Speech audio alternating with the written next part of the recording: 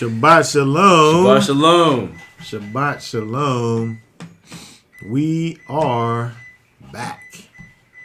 Continuing with our look at the triennial Torah portion.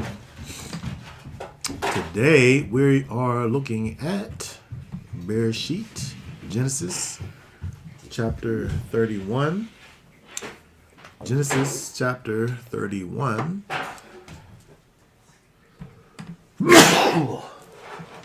Oh man. Excuse me. Bereshit chapter 31. We're going to be talking about Jacob and Laban. Jacob and Laban. They have a interesting interaction with one another towards the end of their regular lives together that we'll discuss and talk about some of the main themes that we see in the scriptures, and also the things that cause us to think about Yeshua and what he's done for us. So let's go ahead, jump right in.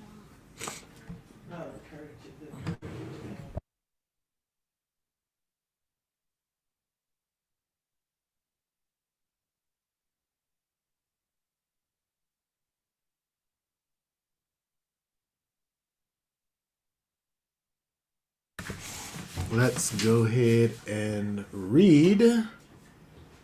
We'll just go ahead and read the whole chapter here. We'll go ahead and look at the entire chapter. We'll go ahead and read through it here, and then we'll go ahead and talk about it. So go ahead with the first verse there. And it says, "And he heard the words of Laban's sons, saying, Jacob has taken away all that was your father's, and from what belonged to our father he has made all this wealth. And Jacob would look at the face of Laban, and see that it was not toward him as before. And Yahweh said to Jacob, Return to the land of your fathers, and to your relatives, and I am with you. And Jacob sent and called Rachel and Leah to the field, to his flock, and said to them, I see your father's face, that is not toward me as before. But the Elohim of my father has been with me, and you know that I have served your father with all my strength. Yet your father has deceived me, and changed my wages 10 times. But Elohim did not allow him to do evil to me. When he said this, the speckled are your wages, then all the flocks bore speckled. And when he said this, the streaked are your wages, and then all the flocks bore streaked. So Elohim has taken away the livestock of your father and given them to me. And it came to be at the time when the flocks conceived that I lifted my eyes and looked in a dream and saw the rams, which leaped upon the flocks that were streaked, speckled, and mottled. And the messenger of Elohim spoke to me in a dream, saying, Jacob. And I said, Here I am. And he said, Lift your eyes now and see. All the rams which leap on the flocks are streaked, speckled, and mottled. For I have seen all that Laban is doing to you. I am the El of Bethel, and where you anointed the standing column, and where you made a vow to me. Now rise up, get out of this land, and return to the land of your relatives. And Rachel and Leah answered and said to him, Do we still have any portion or inheritance in our father's house? Are we not reckoned by him as strangers? For he has sold us, and also entirely consumed our silver. For the wealth which Elohim has taken from our fathers is ours and our children's. Now then do whatever Elohim has told you. So Jacob rose and put his sons and his wives on camels, and he drove off all his livestock and all his possessions, which he had acquired, his property of the livestock which he had acquired in Padan Aram, to go to his father Yitzhak in the land of Canaan. And when Laban had gone to shear his sheep, Rachel stole the house idols that were her father's. And Jacob deceived Laban the Aramean, because he did not inform him that he was about to flee. And he fled with all that he had, and he rose up and passed over the river, and headed toward the mountains of Gilead. And on the third day, Laban was told that Jacob had fled. Then he took his brothers and him with him, and pursued him for 7 days' journey. And he overtook him in the mountains of Gilead.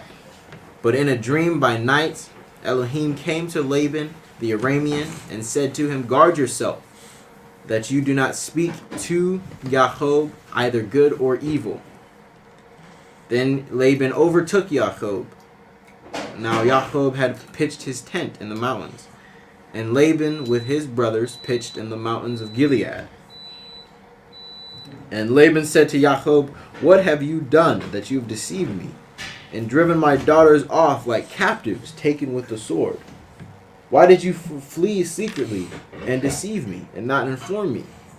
And I would have sent you away with joy and songs, with tambourine and lyre. And you did not allow me to kiss my sons and daughters. Now you have been foolish to do this. It is in the power of my hand to do evil to you, but the Elohim of your father spoke to me last night, saying, 'Guard yourself, that you do not speak of Jacob either good or evil.' And now you have gone because you greatly long for your father's house. But why did you steal my mighty ones?" And Jacob answered and said to Laban, "Because I was afraid. For I said, lest you tear your daughters away from me. With whomever you find your mighty ones, do not let him live. In the presence of our brothers, see for yourself that is within me, and take it with you." For Jacob did not know that Rachel had stolen them. And Laban went into Jacob's tent, and into Leah's tent, and into the tent of the two female servants, but he did not find them. And he came out of Leah's tent and entered Rachel's tent. Now Rachel had taken the house idols and put them in the camel's saddle, and sat on them. And Laban searched all about the tent, but did not find them. And she said to her father, "Let it not displease my master, that I am unable to rise before you, for the way of women is with me." And he searched, but did not find the house idols. And Jacob was wroth, and contended with Laban. And Jacob answered and said to Laban, "What is my transgression? What is my sin, that you have hotly pursued me? Now that you have searched all my goods, what have you found of all your household goods? Set it here before my brothers and your brothers, and let them decide before the two of us. These 20 years I have been with you. Your ewes and your female goats have not miscarried their young." So your ewes. Interesting. "Your ewes and your female goats have not miscarried their young. And I have not eaten the rams of your sheep.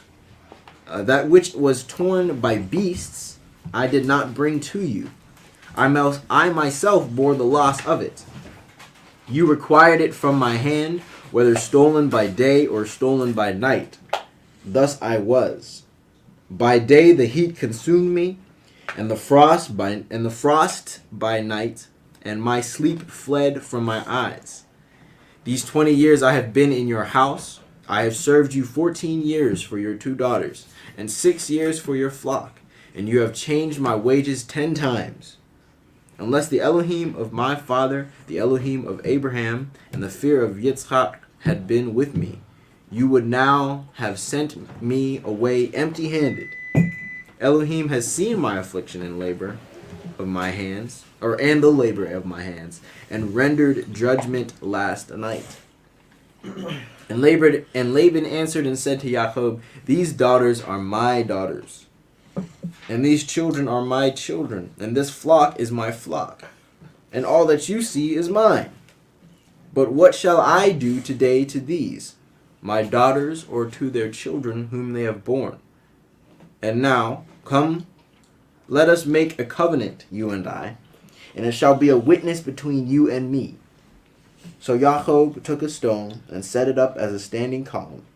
And Jacob said to his brothers, "Gather stones."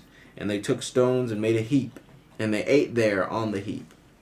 And Laban called it Yagar Sahadutha. But Jacob called it Galed. Yes, Galed.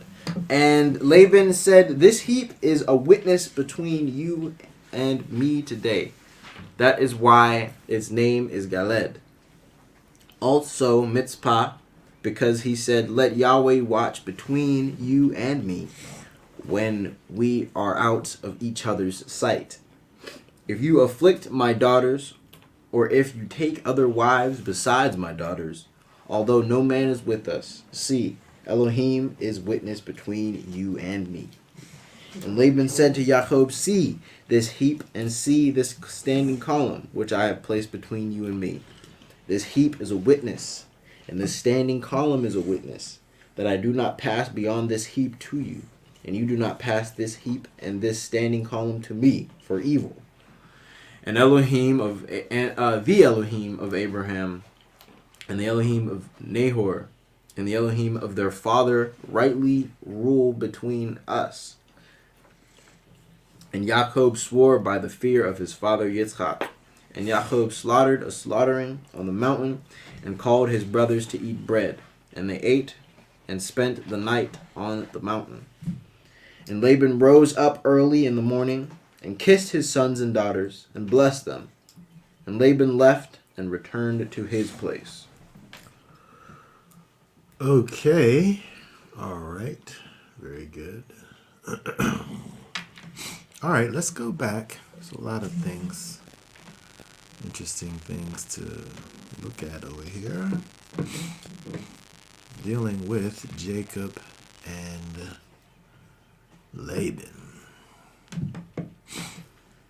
All right, so if we go all the way back up to the top here, we see, I want to start out with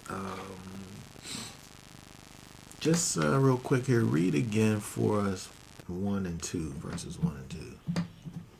1 and 2. And he heard the words of Laban's sons, saying, "Jacob has taken away all that was our father's, and from what belonged to our father he has made all this wealth."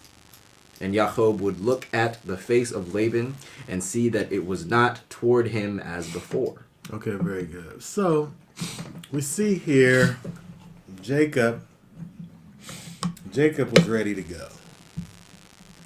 Jacob was ready. He had enough of being with Laban. He spent his time. He paid his dues. He was done.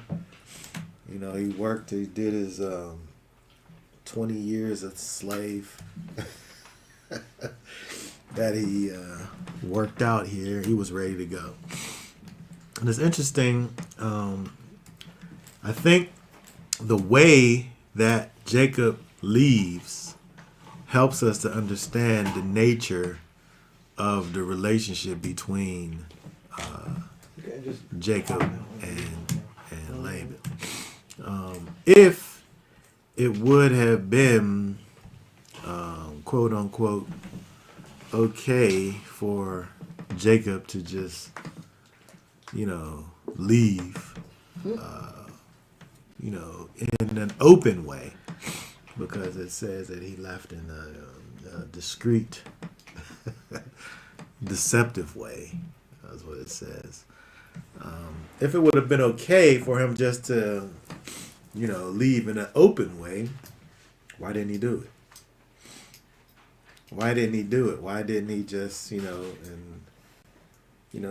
in a way that Laban knew? Why did he feel like he needed to leave in such a way where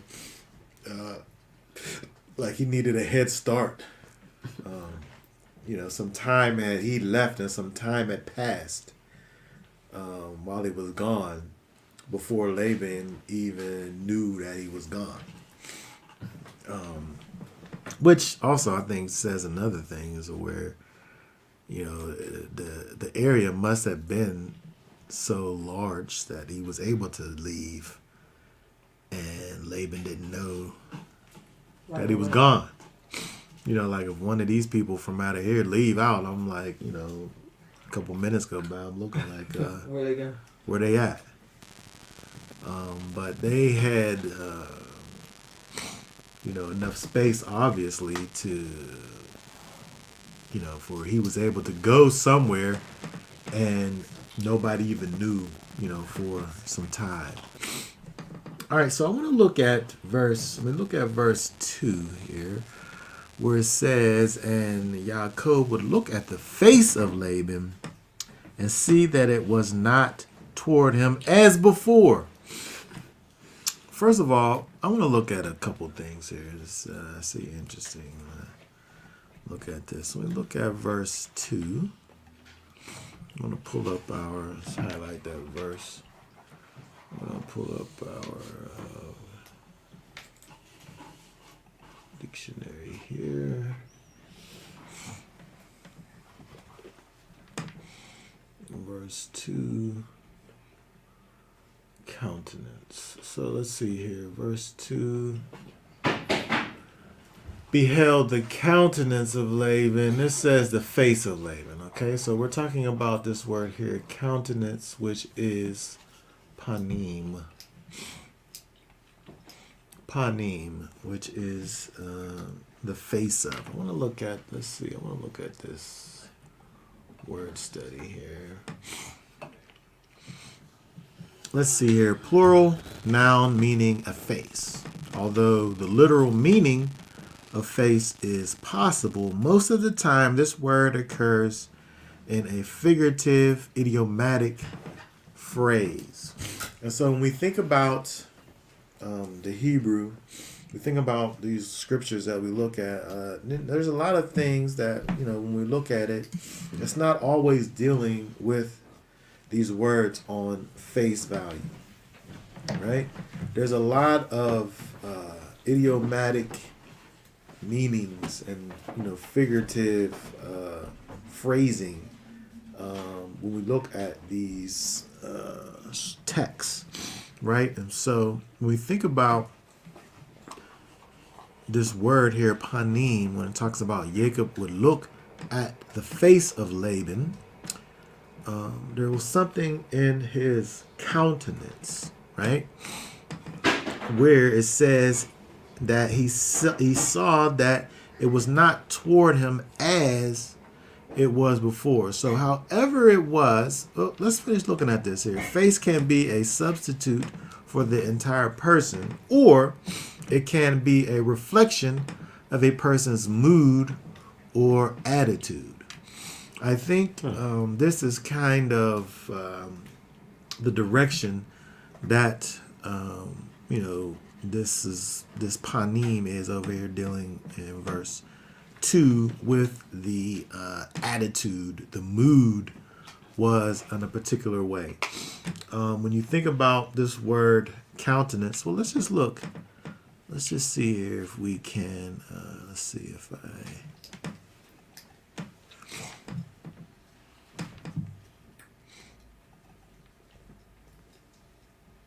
let's look at countenance. Okay, very good. Literally the contents of a body, the outline, the extent which constitutes the whole figure or external appearance. And so when we think about the face, it can actually be dealing with the whole person, right? The countenance or the contents of the body. So not only the whole of the person from a physical standpoint, but as this word panim hints to dealing with the mood or the attitude. So it's it's more than just the external, but it's the internal. And so when we think about, for instance, Numbers chapter 6. Numbers chapter 6 and read verse 24 right there. Yahweh bless you and guard you. Yahweh make his face shine upon you and show favor to you. Yahweh lift up his face upon you and give you peace. Okay, very good. So when we think about the Aharonic blessing, where the priest is blessing the people and calling for the countenance of the Most High, the face, the wholeness of the Most High to shine towards on the people, right? That is pertaining to his light, right? His character.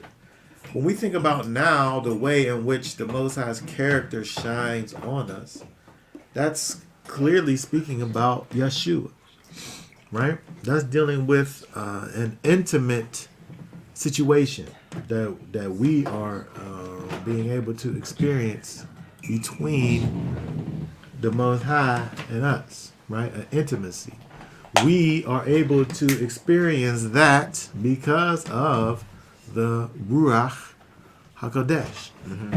The Spirit, the Ruach HaKodesh in us is the character of the Most High in us, right? His light, his character in us. So we're able to manifest now his light when we receive his light. So we think about Yahweh making his face, his countenance, his panim to shine on us. This is a favorable situation that we're experiencing with the Most High, right? If the Most High's face shines on us, this is a favorable situation. Yes, we're in good standing. Let's look at Job for a moment here. Let's look at 2 verses here. Job, read 13 and 24. 13, read verse 24. Why do you hide your face and reckon me as your enemy? Now here we're talking about of the face being hid, right? It's the opposite. And so when the face is hid, you're being reckoned as an enemy, right? And so when we think about the idea of someone exposing, shining, turning their countenance to you, especially as it relates to the Most High, that is a good thing. It expresses a right relationship and all of that. But when we talk about the idea of hiding one's face, hiding the countenance, causing your face to turn away, now this is dealing with the opposite, right? 27. Let's look at Psalms 27. 27. Read verse 9. Do not hide your face from me. Do not turn your servant away in displeasure. You have been my help. Do not leave me nor forsake me, O Elohim of my deliverance. When we think about leaving, forsaking, these things are associated with a hiding of the face, right? When we think about a bad, wrong,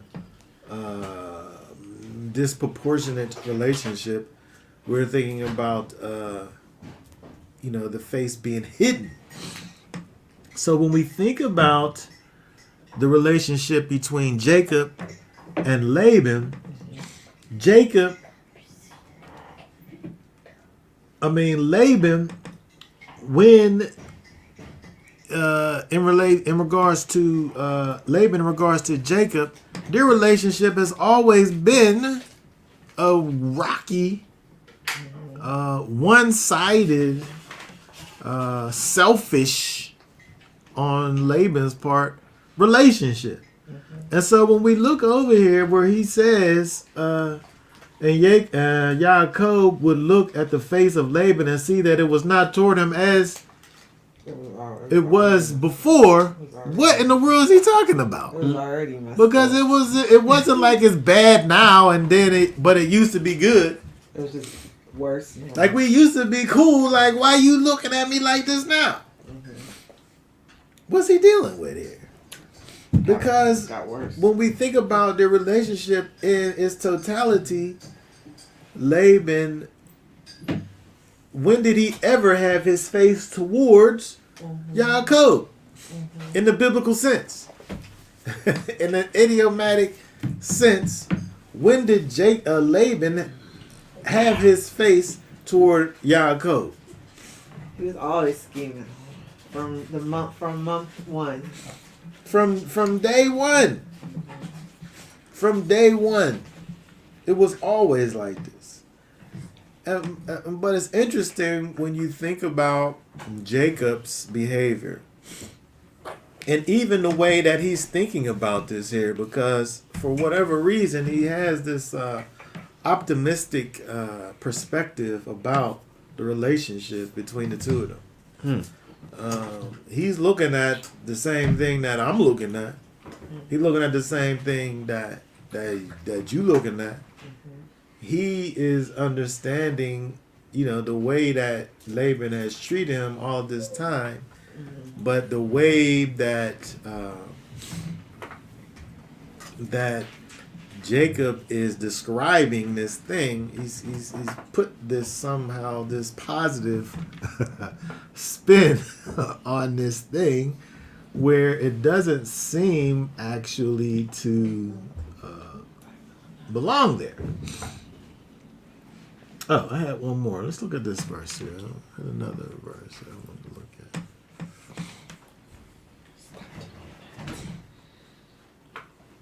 Let me change the version.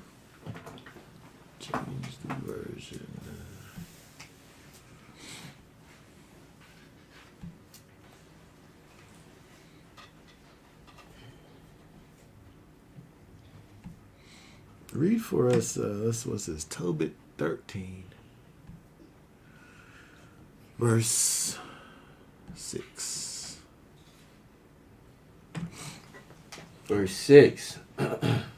If ye turn to him with your whole heart and with your whole mind, and deal uprightly before him, then he will turn unto you, and will not hide his face from you.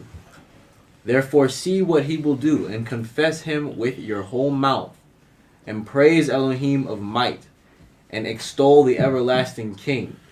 In the land of my captivity do I praise him, and declare his might and majesty to a sinful nation. O ye sinners, turn and do justice before him. Who can tell if he will accept you and have mercy on you? Okay, very good. When we look at this idea of having one's face turned towards another, especially when we think about it in the context of the Most High and, his people,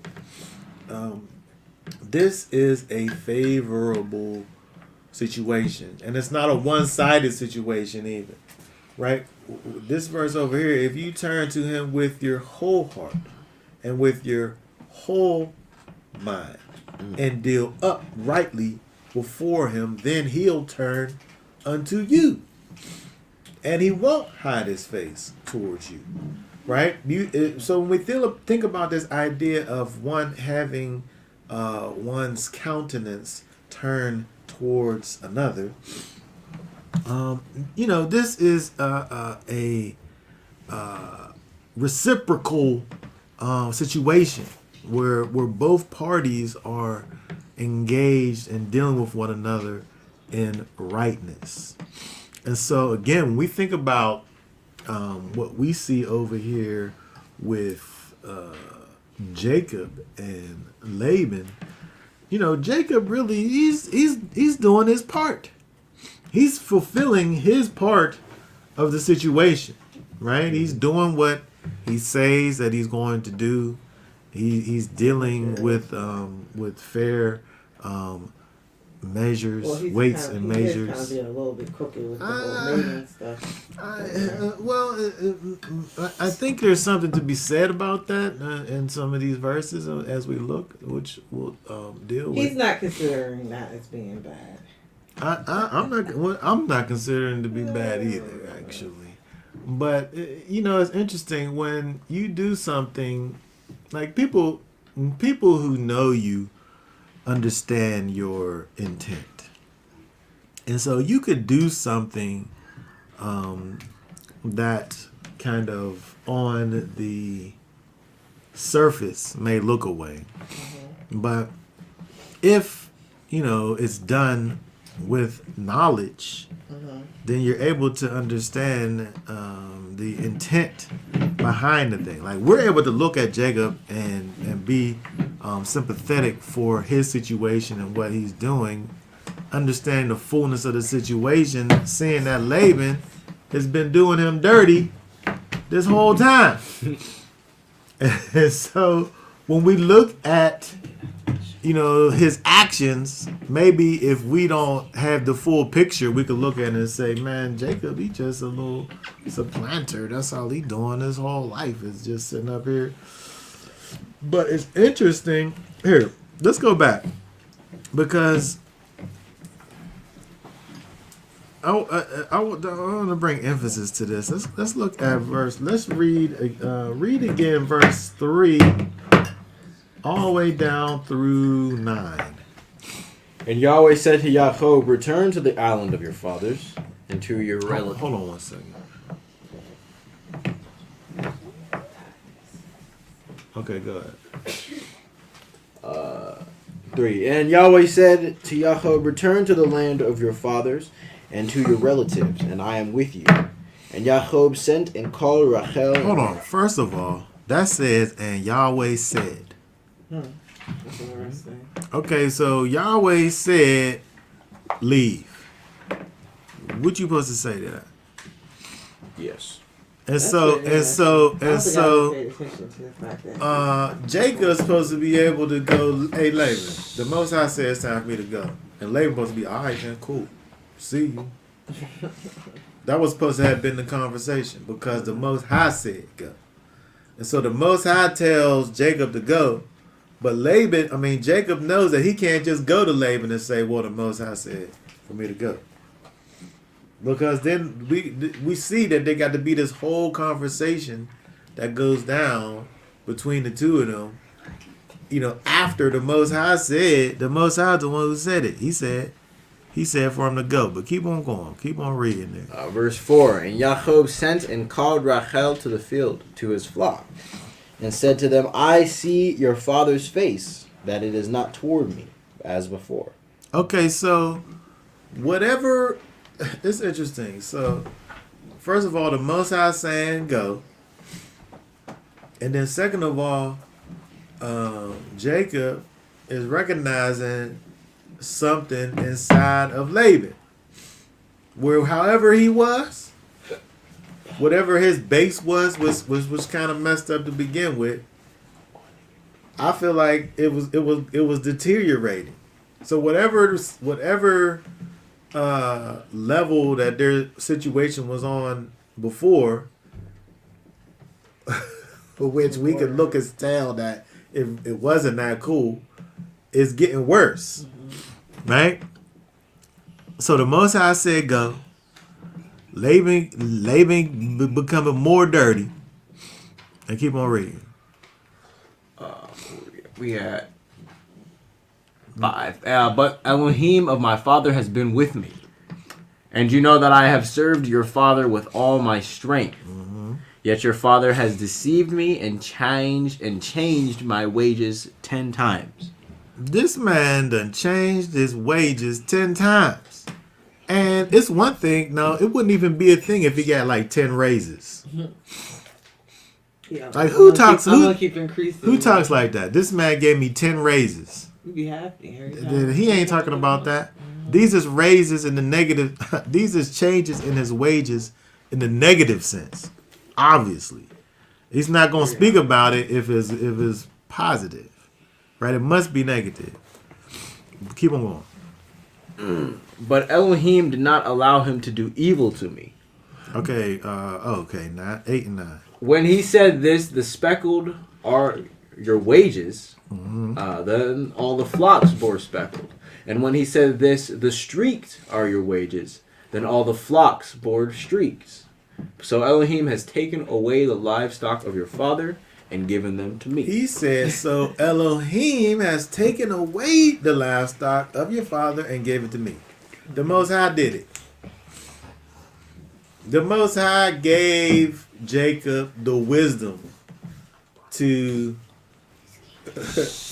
deceive, quote unquote, deceive, in air quotes, Laban with this whole speckled and all of this things. It said Elohim took them away. And I mean, if you look at it, the reason he was getting those was because they were inferior to the white ones.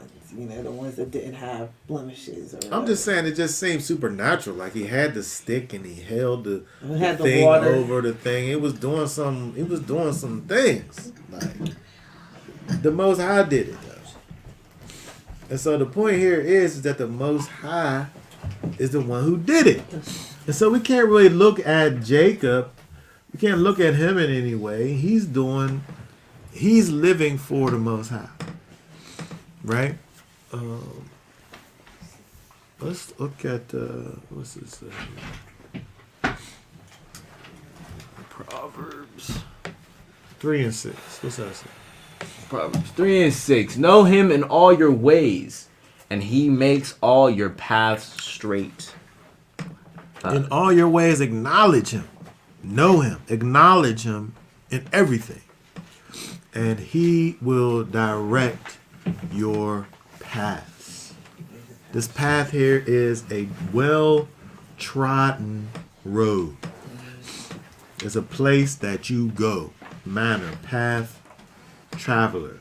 And so when we think about the idea of your everyday situation, when you acknowledge the Most High, when you live a life that is unto the Father, he makes the ways in which you go, your well-trodden roads, he makes them straight.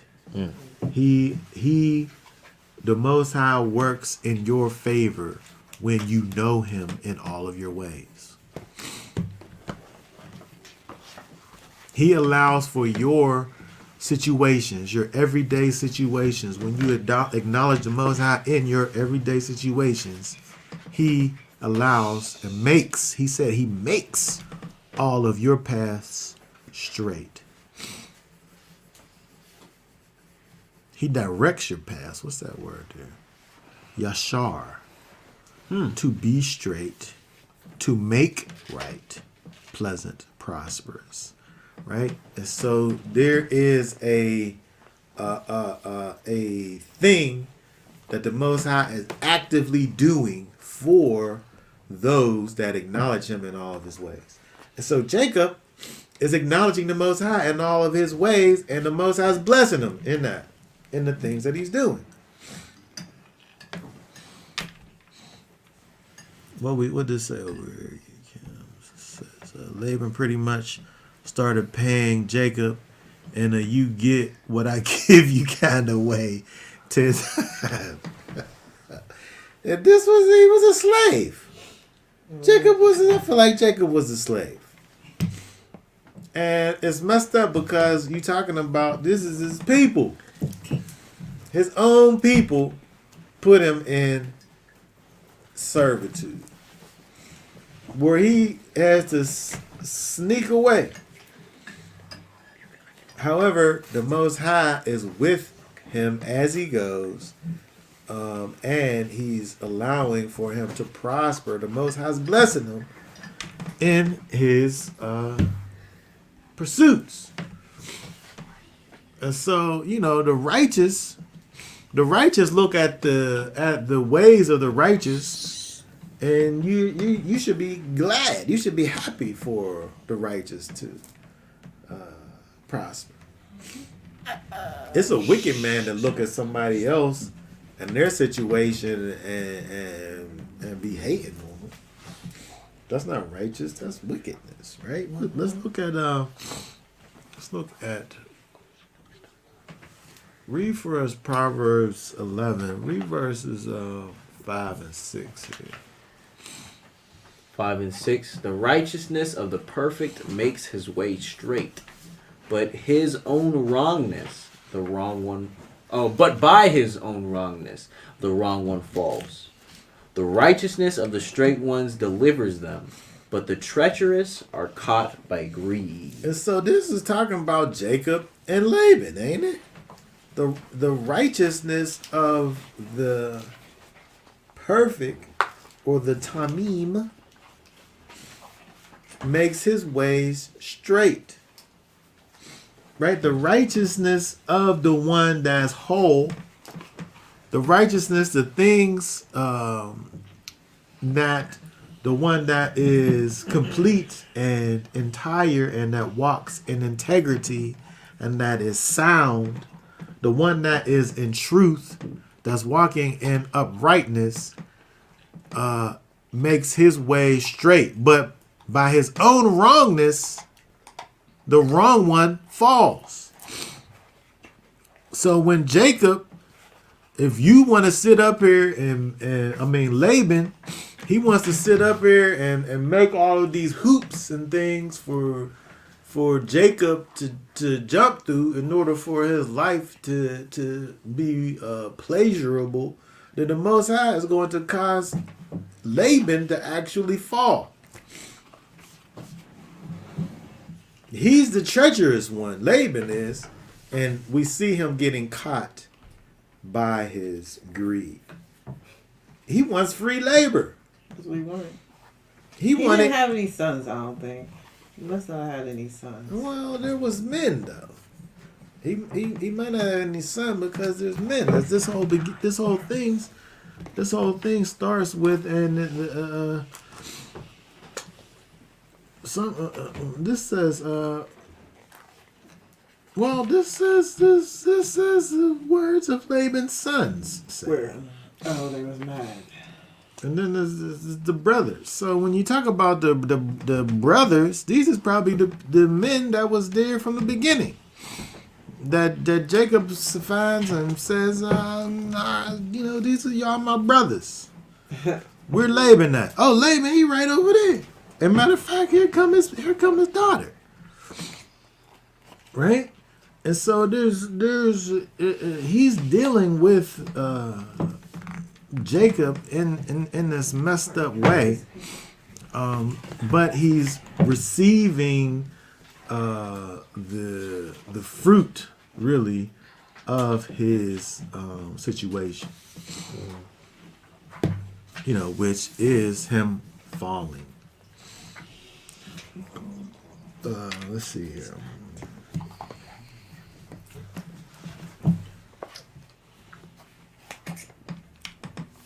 Let's look at. Let's look over here.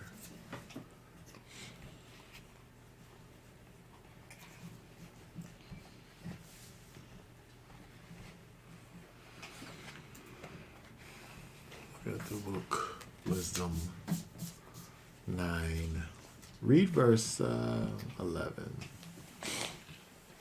For she knoweth and understandeth. Wisdom is the she. Okay, right? Go ahead. For she knoweth and understandeth all things, and she shall lead me soberly in my doings, and preserve me in her power. We see that the Most High has blessed Jacob with this wisdom. Laban might call it treachery, but this is some type of wisdom where he's able to be this lamb, sheep, flock breeder, where he's an expert where he's able to, you know, if you're gonna say that I could have these ones and you could have out those ones, I'm gonna make it so that with my breeding wisdom, right, where I'm able to benefit from these things. And at the end of the day, this is the Most High giving him the knowledge so that he's able to prosper. Because again, he's doing these things for Jacob, who, of course, is, you know, he has the covenant, the Abrahamic covenant. You know, he is the propagator of this thing, right? And so when we look at these things that he's doing, of course, we know that Jacob is following after the Elohim of Abraham and Isaac, the true and living Elohim. And so he's obviously being blessed as a result. Now, Laban, who, you know, has these things about him, we see his ways. We see his ways that he's behaving, where it's obviously, you know, to wicked, I would say, to say the least. But what is the thing that motivates all of these actions within him? You know, he can't be. He's obviously not a righteous man. Laban isn't.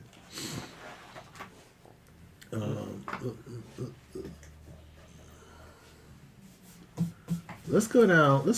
Let's read again verses 12 and 13. And he said, Lift your eyes now and see, all the rams which leap on the flocks are streaked, speckled, and mottled. For I have seen all that Laban is doing to you. I am the El of Bethel, where you anointed the standing column, and where you made a vow to me. Now rise up, get out of this land, and return to the land of your relatives. Okay, very good. So again, we see that Jacob is moving according to the unctioning of the Most High. And so when we see Jacob, the way he behaves in the presence of Laban, right? He always maintains this level of righteousness. But when we look at Laban and what he's done, you know, he's obviously treated Jacob badly the whole time. You know, we had the situation with the mix-up of the daughters. The mix-up. The mix-up, right? This is 14 years out of this man's life that was stolen, basically, from because and you can name the whole 14 years, because if Laban must have known the whole time, I ain't giving you Rachel first. You can't have Rachel first. Why wouldn't he just start with that? So, you know, there's that. Or he should have been like, well, we better find Leah a match first. Something. Like, there could have been some type of compromise here. Or notification, at least. Something. I'm not able to give Rachel to you unless we marry Leah first. I'm saying that is a clear indication of the quality of the relationship between Jacob and Laban. But also, again, he obviously never felt like he was able to just freely go. Jacob did. Even after he did the specified time. Right? And again, this is just an indication of the relationship between the two of them. They mention over here this wages thing. Wages changed 10 times. Now it's interesting when you think about 10. Like he could have literally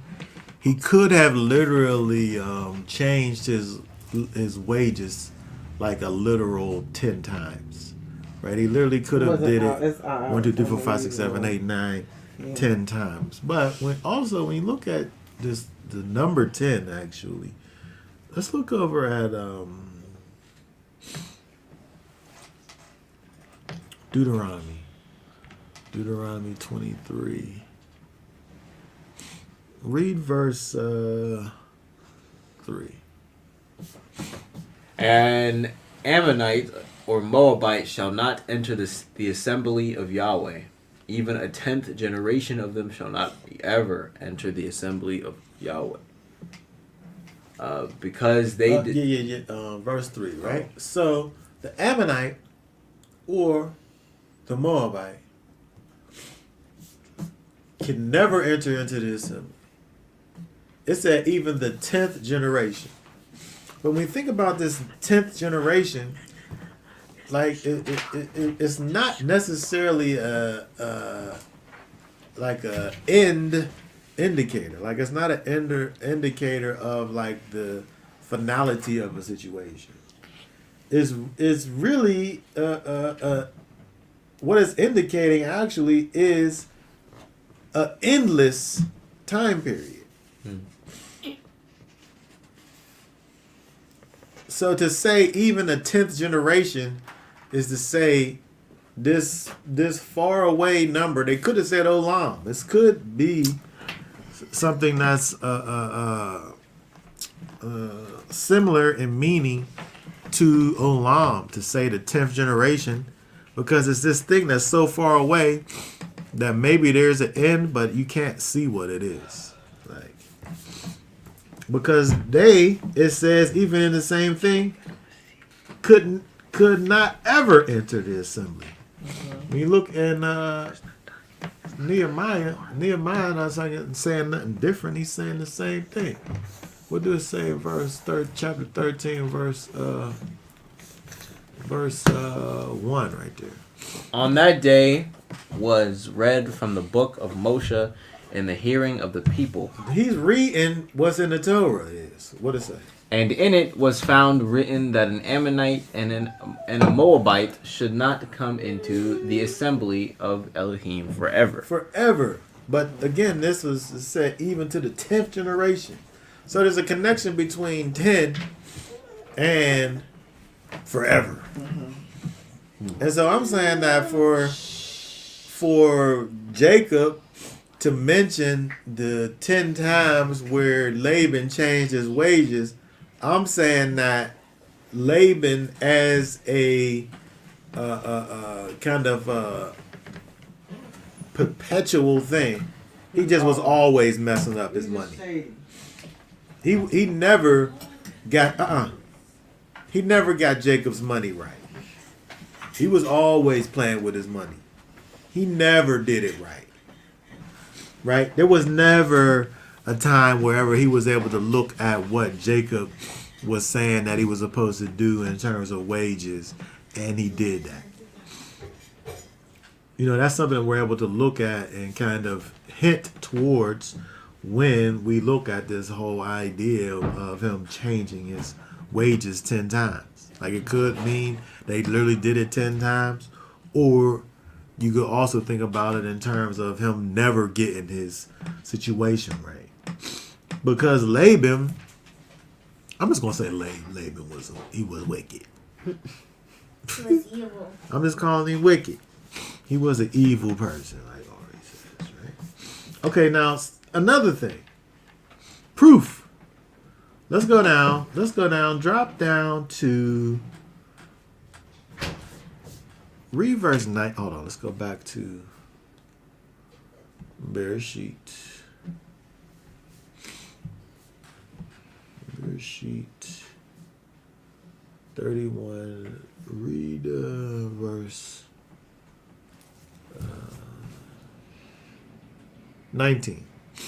And when Laban had gone to shear his sheep, Rachel stole the house idols that were her father's. Laban has these house idols. First of all, let's look at this. Verse 19. He has these images, these teraphim. What that word mean there? A healer.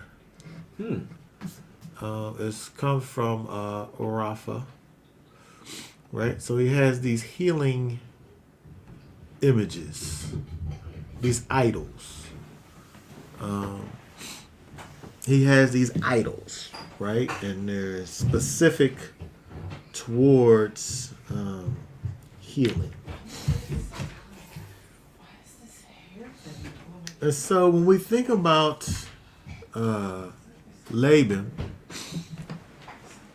his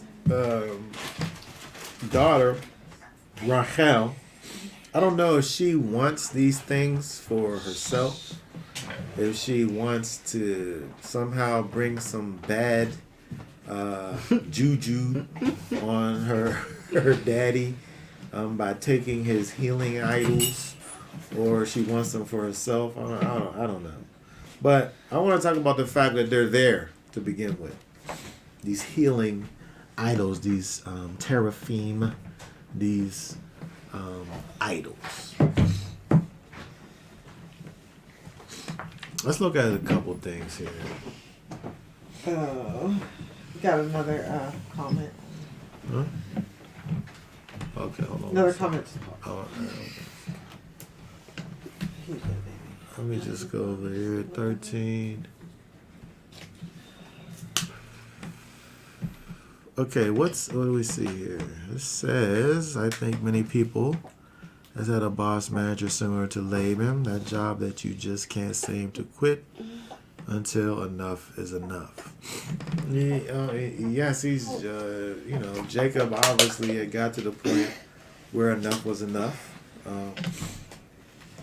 Sometimes you stay at a place and you feel like you can't leave, and it really takes the Most High to literally say, you need to get up out of here in order for you to do it.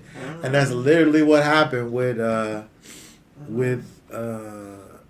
Jacob dealing with Laban. And it took him all this time in order to get up and go. And then when he does it, Laban, he wants more. You can't never leave. Then he try to act like, all you had to do is just come and... That's the thing. That's the part all you had to do is like, just come and talk to me. Like, I really didn't like that part. Like, why is he really acting like he knows what the deal is? That makes me upset. He left the way that he left because that's the way that Laban, he knew what his reaction was going to be. But let's look at read verse 10 right here in chapter 13 of Jeremiah. This evil people who refuse to hear my words, who walk in the stubbornness of their heart, and walk after other mighty ones to serve them and to bow themselves to them, is like this girdle, which is completely useless. Okay, when we think about this attitude that the Most High has towards these particular people, right? He says that this is an evil people, right? He has all of these things that he has to say about these people. They refuse to hear my words. They don't listen to the words of the Most High. These people, these wicked, evil people, they walk in their imagination of their own hearts after other gods. Right, and I wanted to make notice of this word here. Which word? Let's see here, because when we see, first of all, that this word is Elohim, right? They're gods, right? Other gods, right? And they worship them, but he's the prophet here is saying that they're good for nothing. These things are good for anything, right? Likewise, are these idols, right? That belong to Laban, right? They're not called gods in the verse. They're called these teraphim, but these teraphim are in fact images, idols, trinkets, right? And it says, when speaking about them in other places, that these things are nothing, right? All right. Sit down. Let's look at All right. look at Joshua. Where's my?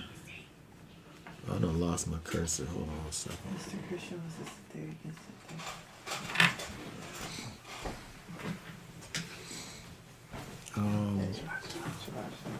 One second here. Oh, here we go. Here's my cursor. Joshua 24. 24 read verse 2. And Yehoshua said to all the people, Thus said Yahweh Elohim to Israel, Long ago your fathers dwelt beyond the river, Terah, the father of Abraham and the father of Nahor, and they served other mighty ones. They served other gods, right? Probably one of these ones was these ones that Rachel stole from her daddy. These little teraphims that he had up into, that she took with her. And so when we think about this situation over here, dealing with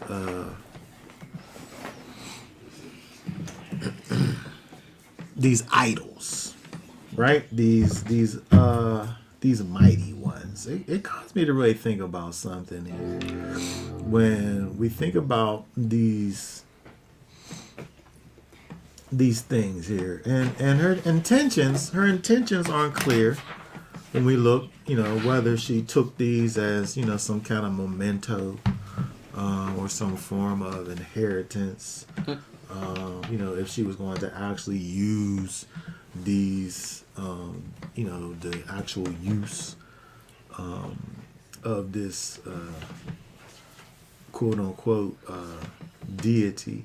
But it caused me really to think about something here when we think about this idea of these idols and these gods, right? And again, these house idols over here, again, they're not called gods. And idol, the word idol don't mean God.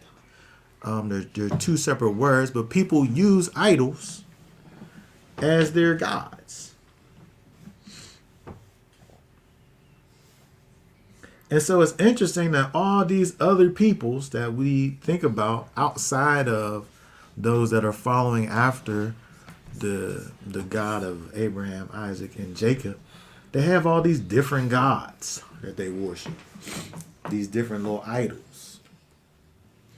But my question is, are these things real? How do these things fit into our kind of biblical world view? What was these little trinkets that Rachel had going to do for her? What was the lack of them being present in Laban's house? The lack of them, the absence of them. What was that going to do? I'm saying it wasn't going to do nothing, because it wasn't nothing but a little piece of whatever. But people out here talking about these other gods that these other nations held, as if we have our God, the Most High, Yahweh, the Elohim of Abraham, Isaac, and Jacob, and these other peoples have their gods who are just as real as our God. I'm saying I don't believe that. People could believe whatever it is that you want to believe. I'm just letting it be known that I don't believe that. I think that's why the Most High told Abraham to come from amongst his people. That's exactly why he told him to come from amongst his people. He, with those people, met the Most High. And so maybe they have some loose understanding as to who the Most High is, coupled with all of these other things that they were doing, where the Most High wanted for Abraham to come out and experience the Most High in his pureness. But I think when you talk to some people, when they think about the kind of the ancient thought process, is that, you know, that there are many gods, and, you know, we as Israel we serve one in particular, as if there's this God level status that other entities hold that are like kind of like pantheon or something. yes, that's a thing, right? And you know, and they're all there. You know, Zeus and Odin and Baal and Marduk, all these different gods that exist over time. And the Most High is the most powerful of them all. I don't believe that. I believe that these people make up these things, and I'm saying I don't believe it because I don't know what they've done.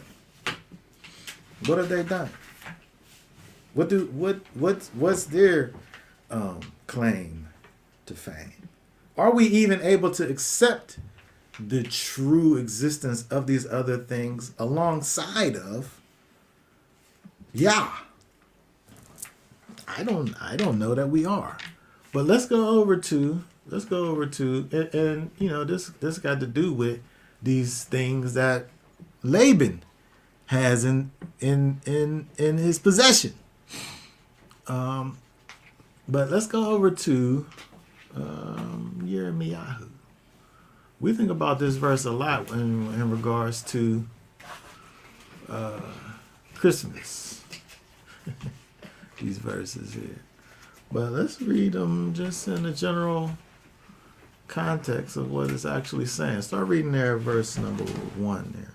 Hear the word which Yahweh speaks to you, O house of Israel. Thus said Yahweh, do not learn the way of nations, and do not be awed by the signs of the heavens, for the nations are awed by them. For the laws of these peoples are worthless. For one cuts a tree from the forest. Scroll. Oh, hold on a second. For one cuts a tree from the forest, work for the hands of a craftsman with a cutting tool. He said the laws of these people are worthless. The laws of these people are worthless. They learned these ways of the heavens and of the nations. And the prophet is saying that the laws of those people are worthless. Why? Because they sit up there, they take a tree, they cut it down, they work it with their hands, they use a cutting tool on it. Keep on going, verse 4. They beautify it with silver and gold. They strengthen it with nails and hammers, so that it does not topple. Yes. They are like a rounded post, and they do not speak. They ain't saying nothing. Go ahead. They have to be carried because they do not walk. They don't talk. They don't walk. What else they don't do? Do not be afraid of them, for they do no evil, nor is it in them to do any good. They don't do no evil. Because they don't do anything. They don't do evil and they don't do good. Because they're not able to do nothing. You sat up there and made the thing. What does verse 6 say? There is none like you, O Yahweh. You are great, and great is your name and might. Okay, so I don't know how far we supposed to take this right here. Where it says, there is none like you. How far are we supposed to take that? You are great, and great is your name and might. When it says that there's none like you, I'm just trying to figure out, like, I could say, like, in a kind of in a romantic sense to my wife that, you know, there's, baby, there's none like you. Right? But when I say that, it's, you know, that's like, that's me saying it. It don't literally mean that. Somebody else could find somebody who's like her. Like, but from my perspective, there's none like her. So when we look up here and say where the prophet is saying there's none like you, is he just trying to just, like, from a romantic standpoint, say the Most High, there's none like them, or is there literally none like They're them? literally. I think it's a literal. If there's literally none like him, then what are we talking about? Oh, there's all kinds of gods. Every people got their own God. Ours is just better than yours. There's just no other God. Or there's none like There's you. no other one. Like, am I supposed to believe that there's other ones that's like him, but he's like just more powerful than them? But that's what Hebrews believe, though. Some of them do. I'm just saying I don't believe it. I don't believe it. I'm just saying that's why I don't believe that. I don't believe that there's all these other gods. That Molech was a god. Dog. Like that he was like a equivalent to the Most High. Or He dog. was an idol. He was an idol that these people made into a god, and people worship. There was a way that you worship Molech. You know, there was a way that you worshipped Chumash. There was a way that you worshipped Ashereth. But where was they though? Where was they outside of the minds of the worshipers? I don't In know. the little statues. The Zelem statues that they had. That's where they was. I don't know. I mean, because, you know. This man said that there's many false gods and only one true and living God. I believe, that's what I believe. I believe that. What he said. There's only one true and living God. What this comment say? I often wonder if the idols have value because of the actual material that were made of, not that it was mentioned. Is that somewhere? I don't see that. What? That's a comment you see. Yeah, I just put it up there. Yeah, I mean it's possible. It's possible, but you know, at this point we don't have a codified law to say that, you know, I'm not supposed to have these graven images. So I don't know. Maybe this has sentimental value. Like, you know, remember Daddy used to have this over here. I want to take it so I can remember him because I know we leaving and we ain't never coming back. The scripture don't give us the intentions of Rachel. It don't give us that. I don't see that comment. Well, it's there. I don't, you know, what you want to Okay. do. Like, it's right here. I can put it up and take it down. Look. All right. Well, But what I'm saying That is is that the point is here is that these other gods, quote unquote, these things are not real. I'm saying this is what I think. That's what I think. You might have different thoughts. I think that these things are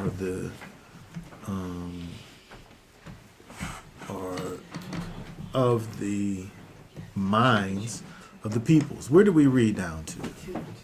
I was just Six. thinking about, you know, we just bought Africa a new violin Mm-hmm. and how expensive this thing was, and how for us, even we didn't even think about, like, you know, she had a wooden bow, so he's like, oh, she'll just use that. But then the teacher just totally waved that thing off, like she could, like, basically, like, when I said to her she already has one, like, she just waved her hand at that, like, it just was totally. But for me, looking at the situation, I don't know why these things cost this much money. I don't know why, you know, somebody else will look at the same thing we look at and find more value in it than what we could even find. Yeah. Yeah, and like And there's so when these potential people- hidden value. I'm saying that some of the hidden value, even if we was to say that maybe, you know, these things were made from some type of precious materials. Also, there's the hidden value of, you know, whatever. The value is what you place on it. Yes. The value is whatever you place on it. And one of the things that they place on this thing as value is a thing that brings healing. That's interesting. It brings comfort. Like, we think of things in value in terms of money, but there's people can look at. Yeah, and so, I look at, when I pull this out, when I pull this thing out, you look at it and say, oh, that's a book. Oh, well, that's a Bible. So there's a particular value that one might have. But this thing has spiritual value because of the book that it is. It's a Bible. It's your favorite one. It the word of the Most High is found within it, but it also has physical value. Monetary. It has monetary value. This is genuine goat skin, right? You might got a leather coat. It ain't as soft as that coat that you got. This is soft. You might got you a Coach bag or some kind of Gucci purse.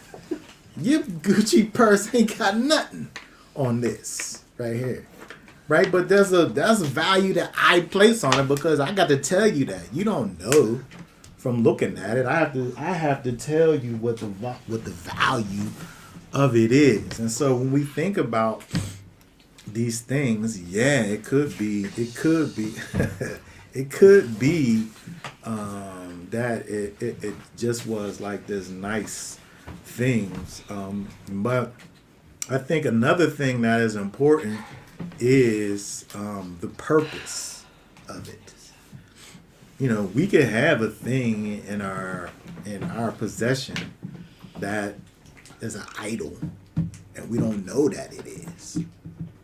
The intent, or I could say, that's what people that talk about Christmas say. Well, I don't intend for my Christmas tree to be a idol.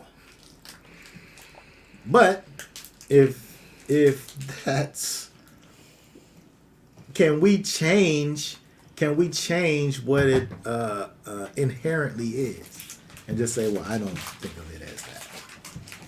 I don't know if we can. And so maybe Rachel, she didn't think all of that through. She just was leaving the house. She was leaving, I'm just and taking she knew she wasn't coming back, and she takes this thing. I think she just was family heirlooms. You know what I mean? For us, it might be, China that's worth a whole bunch of money, or, diamonds, or family jewels, or something like that. I mean, families have family jewels, but you know what I mean? Like, yeah. It might be, I think about the, when royalty gets thrown out, they go and grab all their jewels, before they go into exile, because they'll never be able to get that stuff back. Mm-hmm. So she just was trying to get something that was of value from the I household. mean, it very well could have been that. It very well could. You don't think that she believed in this idol? I'm not saying that she did. Maybe she did. She I'm might saying it could be believe in any it of to those some extent. things because the scriptures don't give us the specific. She could have been on the fence. Well, I mean, he I don't came know if back she was. mad that they was gone.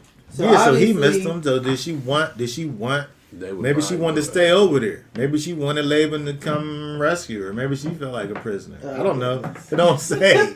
It don't say. Maybe she believed She in was that right God and there, she wanted to too. take it too. Like, I don't know. It I mean, don't the say. fact that Laban wanted this thing back so bad meant that they had some There was amount something there. of value to it. Like otherwise, you'd be like, I'll just go get some other ones, or I'll just have some more made. Right. But let's go back to Jeremiah 10 because even his reaction to it helps for us to understand the thought process of these idols and these gods, and the fact that we're the ones who make them be something. They're not able to do something in and of themselves. Okay, read verse 7 right there.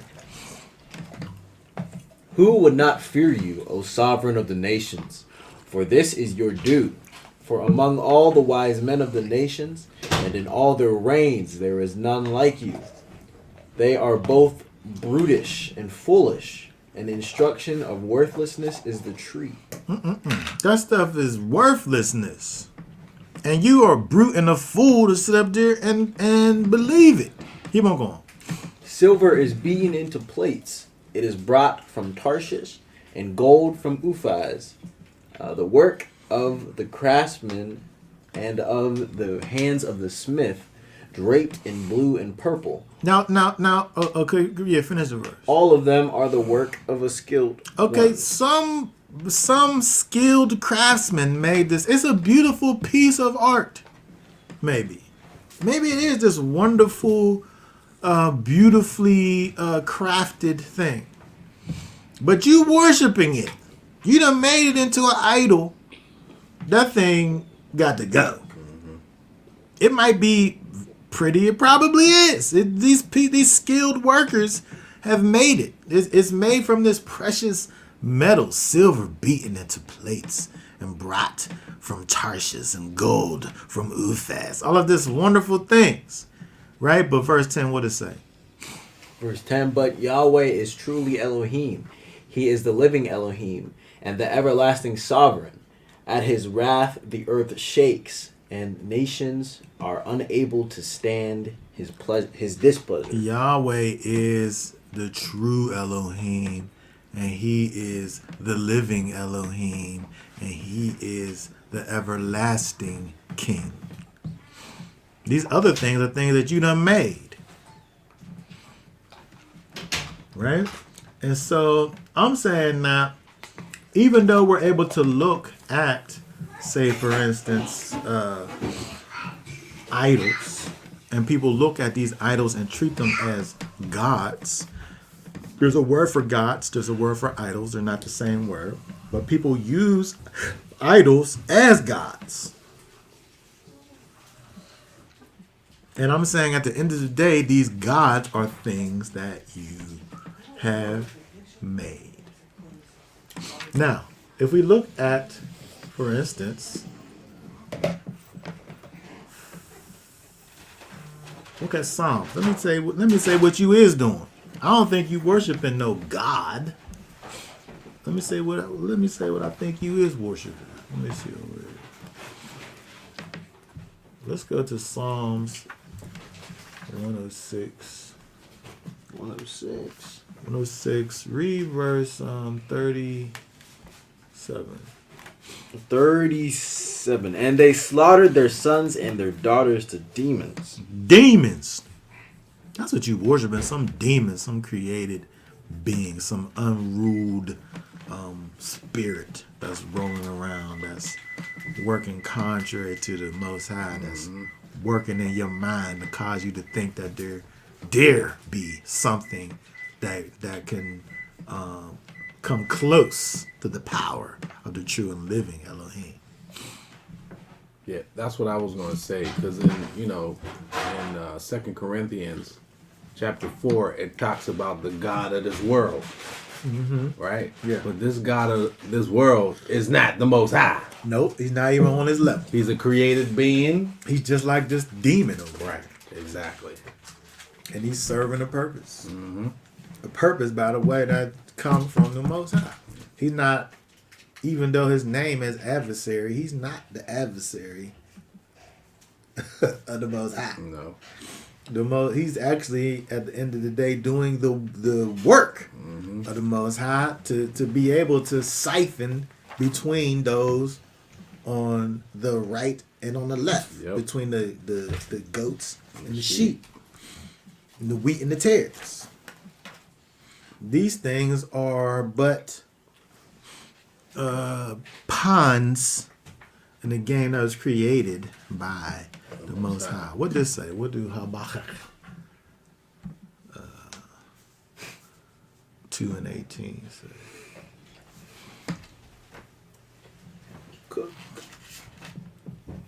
Oh, is this it? You just put it in there? That's this. This is easy.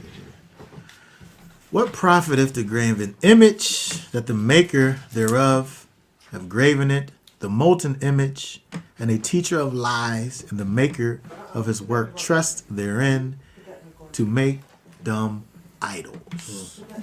You made the thing, and now you worshiping it, and in your mind somehow possibly possessed by a demon is causing you to think that this thing that you made is on the same level as the creator and sustainer of all things. It don't make any sense. I'm just saying I don't believe it. Other people believe in this idea that there are gods, these other gods. Zeus is real, They believe that the Most High can solve them. and there's these other I don't know these gods' names, so that's why I can't run down the list. Buddha. But all that Buddha, yes, I don't believe in those things. Krishna. These are the fruits of the imagination of man. But you do have a lot of people who say, "Oh yeah, all God is all the same." It's not. It's not the same. It's not the same. There's one true and living God. And he's Yahweh, Elohim of Abraham, Isaac, and Jacob. That's who he is, right? I want to look at this because when we look at this idea of these idols, what we really talking about is Laban and his wickedness, because he potentially instilled these things in the mind of Rachel so tough that when she leave, she got to take the gods with her.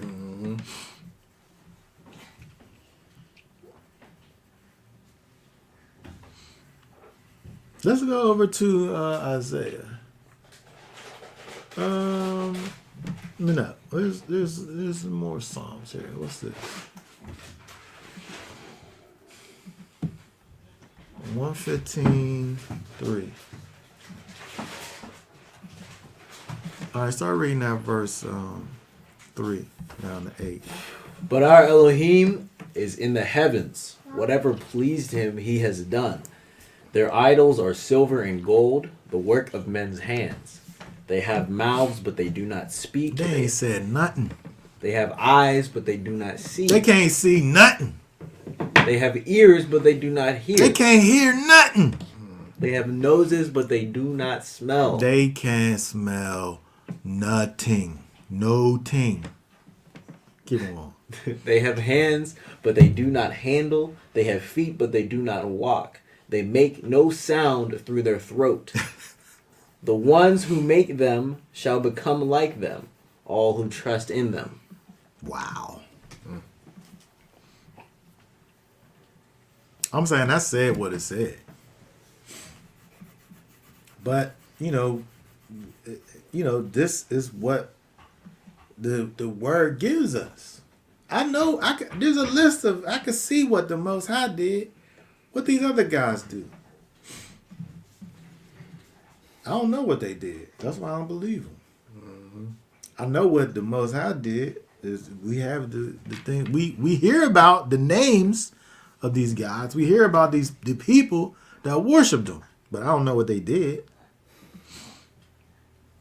I don't think they did nothing because the Psalm says they might have a mouth, but that's only because you drew a mouth on it. The only reason why I got eyes is because you put them there.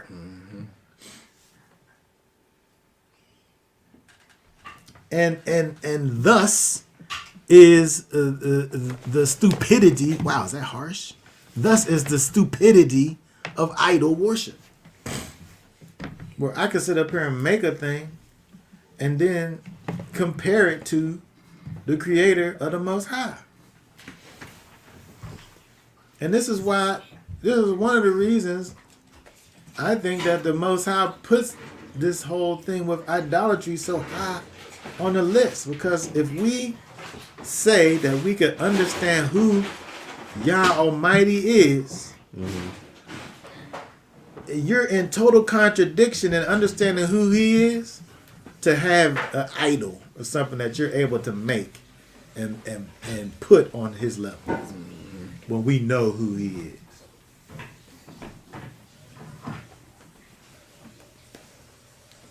All right, let's go to Isaiah. I want to talk about this a lot because there's really people out here who walk around talking about the fact that there's many gods. I just serve one. I serve the Most High. But there's these other ones out here that I don't serve. That's out here. I'm saying I don't believe in that. I'm saying you might believe it, but I don't. I'm saying I don't. And here's why. Look at Isaiah 43. Start reading that verse. Hold on one second.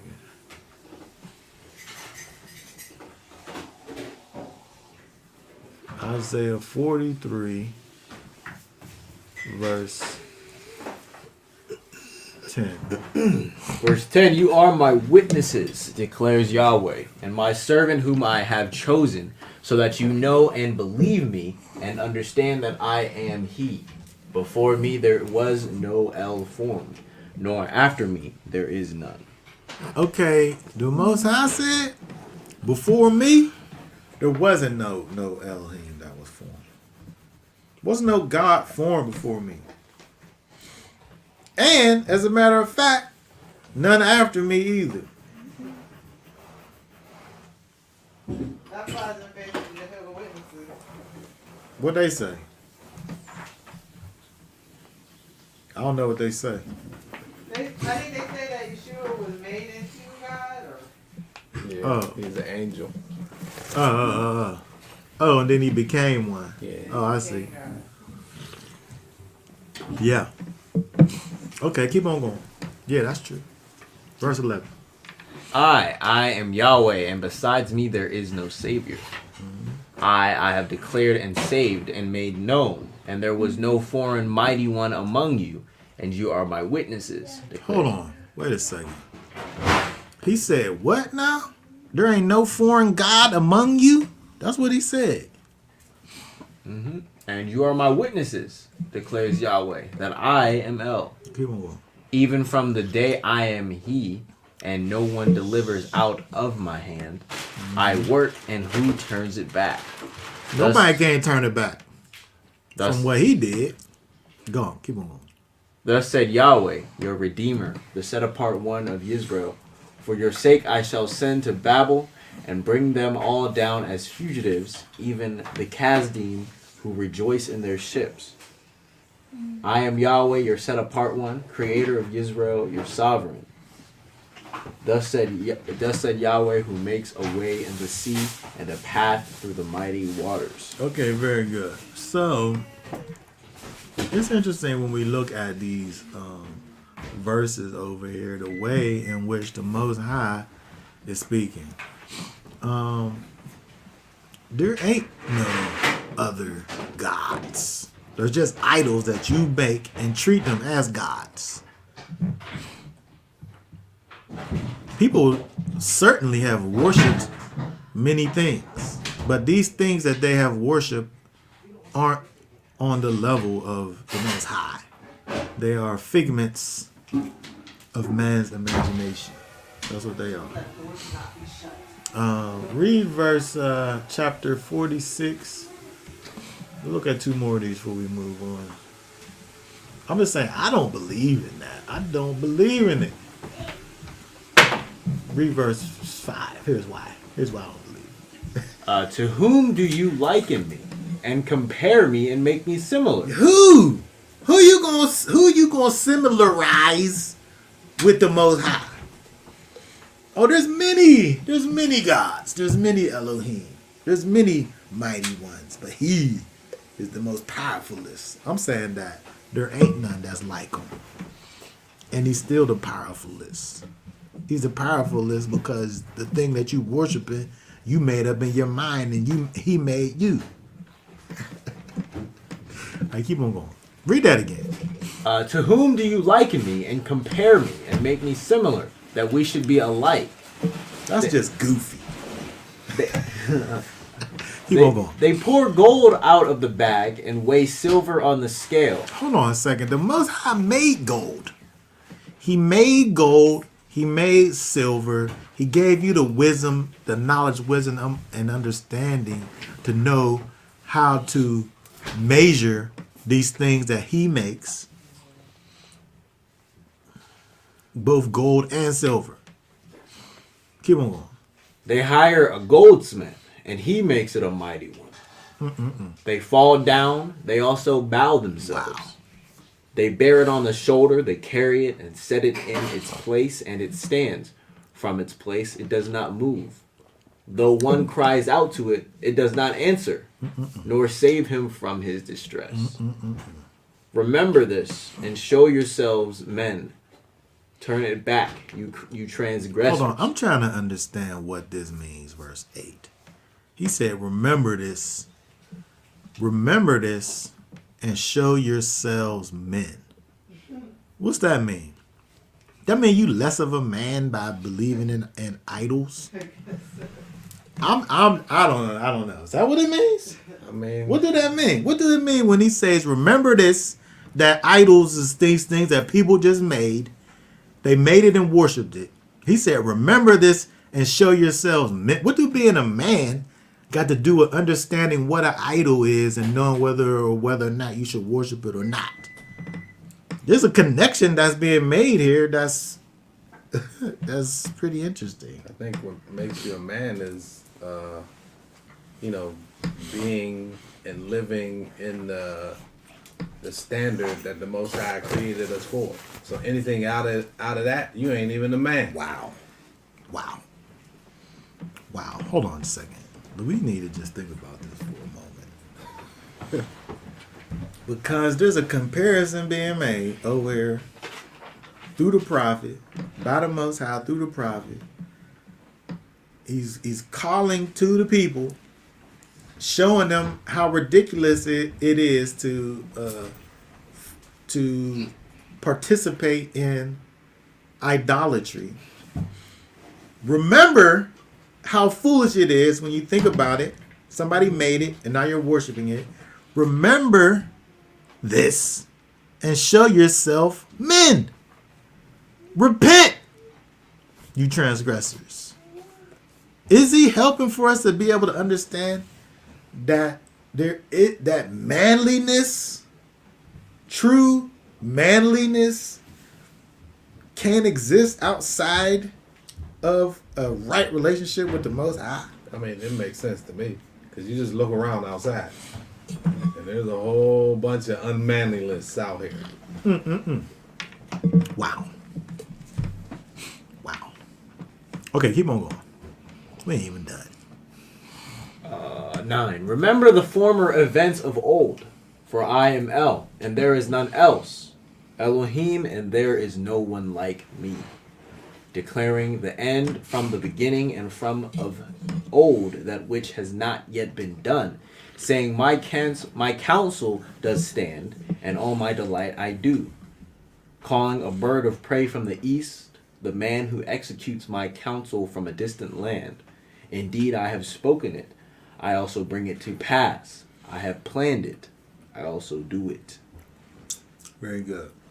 So when we think about these things, we think about this idea of, God's idols, these things that we worship, understanding that they're nothingness. We look in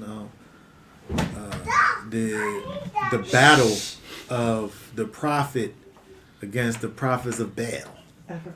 I don't want the lap blanket. Right? The prophet of the Most High talked to the prophets of Baal and said, y'all go over there, y'all make y'all little offering to y'all gods. Call down Baal and have him set ablaze your offering. And did not happen.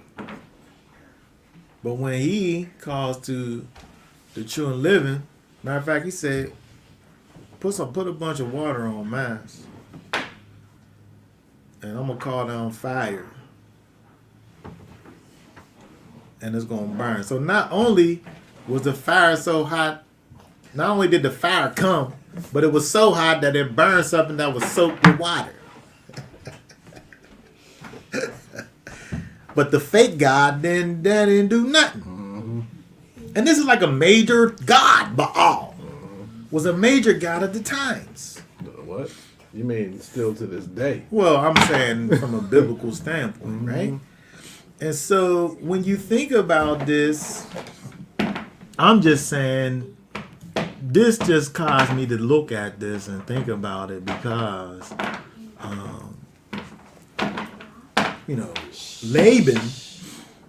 Laban instilled this into,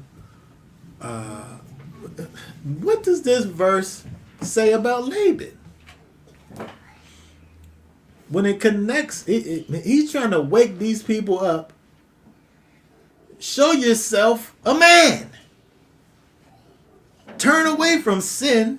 Turn away from transgression. So in his stupor of sinfulness and wickedness, he has created this atmosphere in his home where it don't matter what the husband is doing. The wife has been so indoctrinated by her father that she's not even able to understand a life outside of trusting in these things that her dad made. Like he's an expert at propagating wickedness, Laban is. So you figure it's kind of like the perfect plan of the wicked, right? If you got some people that you want to control, you make these images, right? And then you say, oh, these images got these rules that apply. Mm-hmm.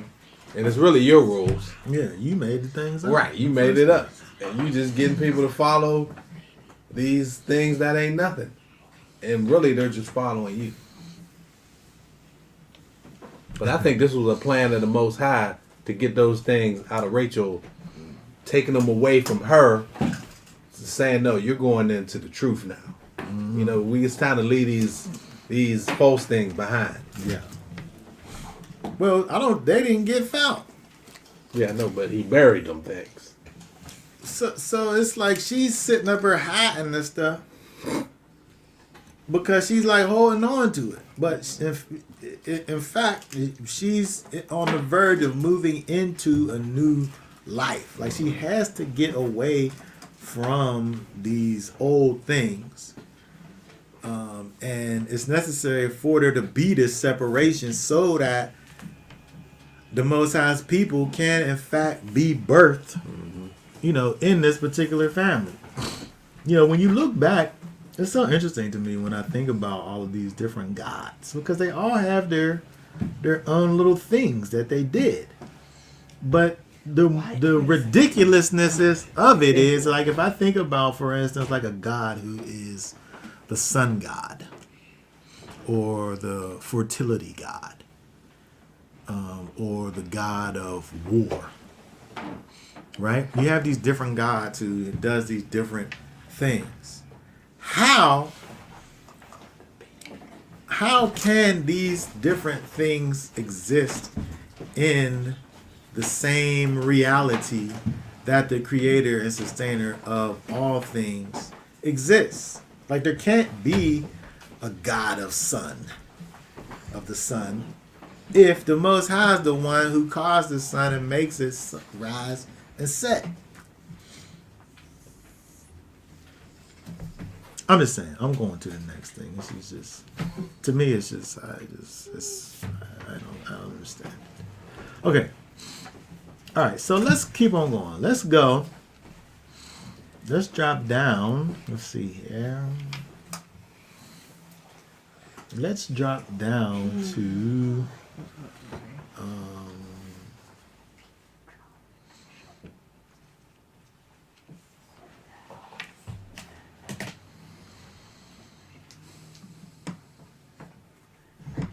Okay, let's go back to Genesis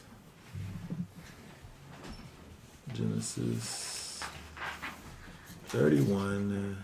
Let's drop down to verse 36. Read for us. Start reading again at verse 36. And Yaakov was wroth and contended with Laban. And Yaakov answered and said to Laban, What is my transgression? What is my sin that you have hotly pursued me? Now that you have searched all my goods, what have you found of all your household goods? See it here, or set it here before my brothers and your brothers, and let them decide between the two of us. These 20 years I have been with you. Your ewes and your female goats have not miscarried their young. He's laying it out for him. Like, you sitting up here, you chasing me down. I ain't do nothing but good for you this whole time. Your goats and your thing, they ain't never miscarried.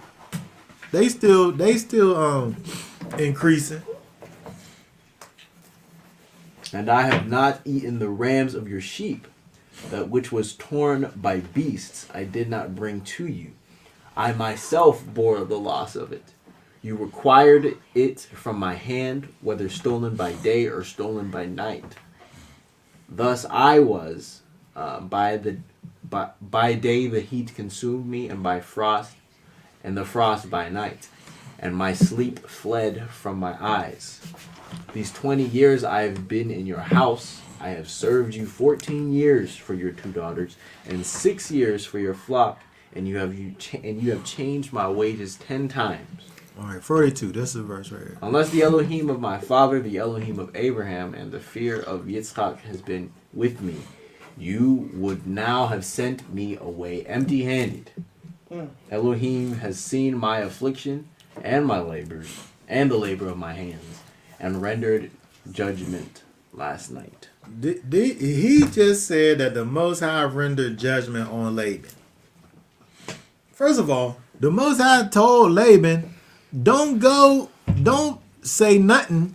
He said, don't speak to Jacob, good or evil. So that means he should never, if he was already on his way, and the Most High said, don't speak to him, good or evil, he was supposed to say, all right, then I'm just going to turn back around and go back. I'm done, because the Most High said, don't speak to him good or evil. So he thought he was able to go to Jacob, catch him, speak his peace, and then recite back to him, well, the Most High said not to speak good or evil, so I ain't going to do nothing to you. Like, he heard from the Most High. He understood that he heard him. But because in his... Can I say retarded? Can I say retarded? Because in his retarded mind, he wasn't able to understand that the Most High, if he say something, then he supposed to do it. But he got this mind where there's many gods, where he's able to pick and choose who he wants to deal with for whatever purpose. He knew the Most High said, no, I shouldn't speak good or evil to you. So So he goes and says whatever he had to say to Jacob, and then says, well, I ain't gonna do nothing to you because the Most High said not to do good. But he didn't listen to the Most High. Because he don't understand the Most High. He don't have a connection to the Most High. And that's why Jacob had to get up out of there. That's why the Most High judged Laban. He said it right here. This whole thing, you might feel a certain kind of way about it, but you got judged by the Most High. Last night was your judgment, he said. He rendered judgment upon you. And he didn't even realize it. But I feel like Laban still thought he could have some kind of control over Jacob. He did, because look what he said. He not even talking about this right. Look at verse 43. And Laban answered and said to Yaakov, these daughters are my daughters. What is he talking about? You gave them away. For You 14 gave years the of his daughters life. away. Like this is what we got. And then it wasn't even like it was free. It was like 14 worked years of for his him. life. This is something that we have to understand. And we're learning from this. We're learning from the negative understanding that we see manifest in Laban when he says up there and talks about his married daughters and says, these are my daughters. These are my children. Those is Jacob's wives And his children. and Jacob's children. Them He's still trying to have there was a transaction that happened, and those people belong to Jacob. They don't belong to Laban. They don't belong to him. But where does it say? Where does it say? I gotta go back up because it talks about the fact that Laban he squandered his silver. It's right here in this verse. Let me see chapter. Let me see where it says it. He squandered something. He has some gambling debts. Oh no, I don't know if he had gambling. Let me go see if I can find it. Talk about squandering money. I think about like gambling debts.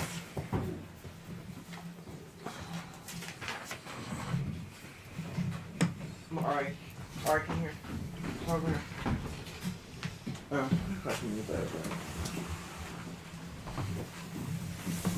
Oh, here we go. Read verse 14 and 15. 14 and 15. And Rachel and Leah answered and said to him, do we still have any portion of inheritance in our father's house? Are we not reckoned by him as strangers? For he has sold us and also entirely consumed our silver. What they talking about? Oh, those are his gambling debts. I don't know why. Why you saying gambling debts?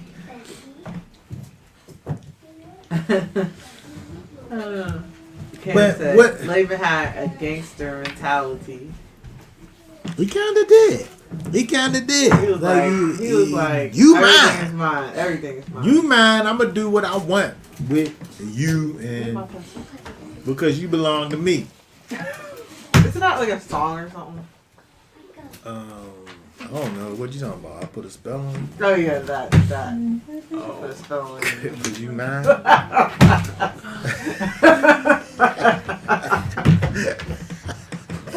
I knew I heard those words in that combination. But this when we think about this over here, right? He thought he did. When we think about the actions of Laban and the things that he's doing over here, he's not dealing with reality, first of all, because there was a transaction that was made, Rachel and Leah, that literally belonged to Jacob, and he's trying to treat them as his own.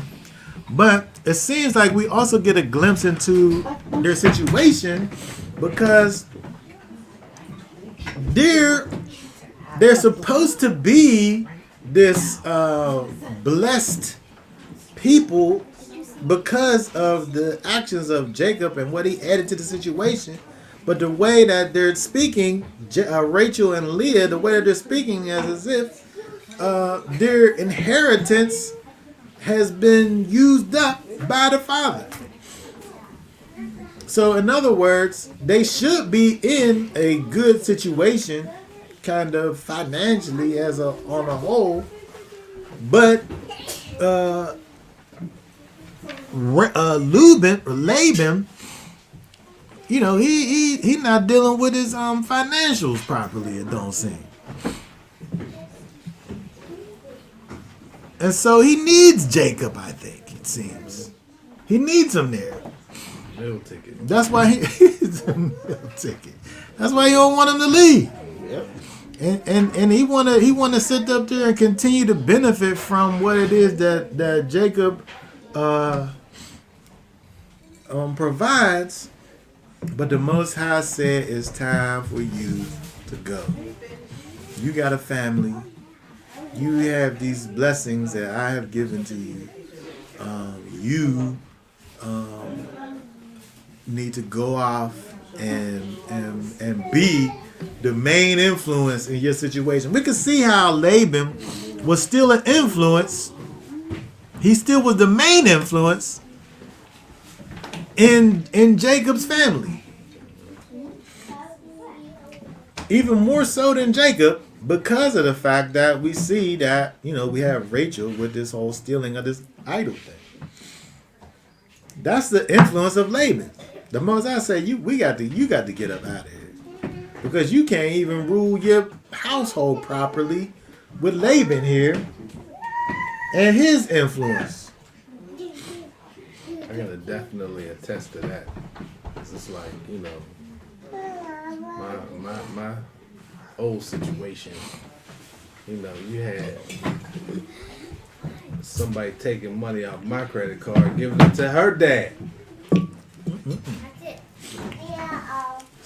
So you had like you a little Jacob and Laban situation. You know what I'm saying?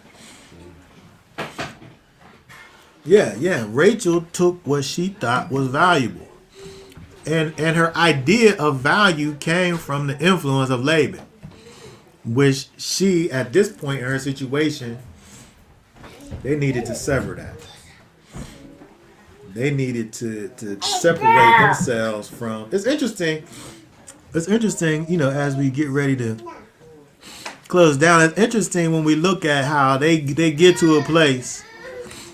I thought it was interesting that Laban has a name for this place, and also Jacob has a different name for the place. Like Laban calls, read verse 47. 47. And Laban called it Yagar Sahaditha, but Yaakov called it Galed. And Laban... That's good right there. They at the same place. Laban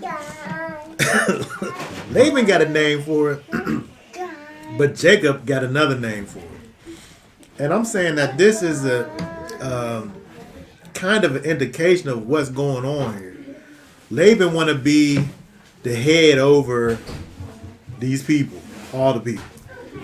Jacob has to set himself apart from Laban and let Laban understand, you know, you these people's daddy, but these is my wives. They no longer under your rulership, nor am I. We no longer under the influence, the overarching influence of you. First of all, because you think that the Most High, Yah, is not the true and living. Because you're able to hear from him, but you won't listen to him, even though you heard from him. He came back and said verbatim what it was that the Most High said to him, to Jacob. The Most High said that I wasn't supposed to speak good or evil to you. To me, that means I ain't supposed to say nothing to you. Because if I'm going to say something, either it's good or it's evil. Mm-hmm. If the Most High said I'm not supposed to speak good or evil to you, that means that you're supposed to shut your mouth. Yeah. So he was supposed to turn around when he heard that He knew that the Most High said it because then he goes back and says what the Most High said.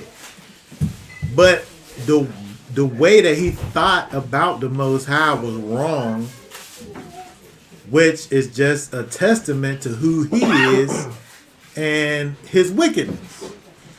If you're able to hear from the Most High, but not able to understand that you're supposed to actually do what it is that he says, then, you know, that's where you can see the obvious discrepancy is there. And so again, we think about this idea of knowing the Most High causes you to be able to not have idols. When you're able to understand that you are a man created in the image of the Most High, it should cause you to be able to understand that I can't follow after this thing that I create, that I make. And so all of this influence that Laban has within himself, we're able to see that the Most High is calling for Jacob to come out from among Laban and his household and to change the influence from Laban to Jacob. To move away from the things that Laban, the characteristics that he exhibits, the things that he says is valuable, his moral standard, whatever that is, it's time for them to move away from that and move into the ways of the Most High.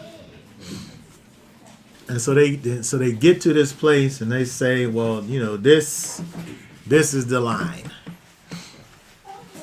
You don't come over on this side, and I won't go over on that side. They draw the line. You stay over there. I'm going to stay over here. We're going to separate from one another. You ain't going to never sit up here and come after mines, and I ain't going to take no more of yours. And so they get this understanding, you know, and they part ways. And so I think when we look at this kind of concluding this whole situation, I think we're able to see a clear picture as to what is necessary for us to be able to serve the Most High the way that He would have for us to serve Him. You have to be in a place where you're able to not only hear from the Most High, but be able to walk in obedience to that which you hear. You know, sometimes we might hear from the Father, but our physical influence is so strong that you would rather disappoint the Most High than disappoint those in this physical realm. Like, I know that this is the Most High's day, or this is his set apart times, but I got to be where the boss says for me to be, or I'm not going to be able to collect that check. You have an influence over you that's stronger than the influence of the Most High. You have to be able to get to a place where you're able to say, I'm going to do what the Most High said do, and He is going to be the prevailing influence in my situation, not these physical things. And so Jacob, he had to change his environment. He had to change his atmosphere, because it was evident at this point that Rachel still wanted to do the things that she was taught by her father, which were in fact contrary to the ways of the Most High. And so we have to at times separate ourselves from a physical standpoint from these things that are going to have influence over us if those things are going to pull us away from the Most High. Go ahead. If we've already used, I was going to go Yeshua's words. Highlight what to do with this in Where is that? Matthew 10:34.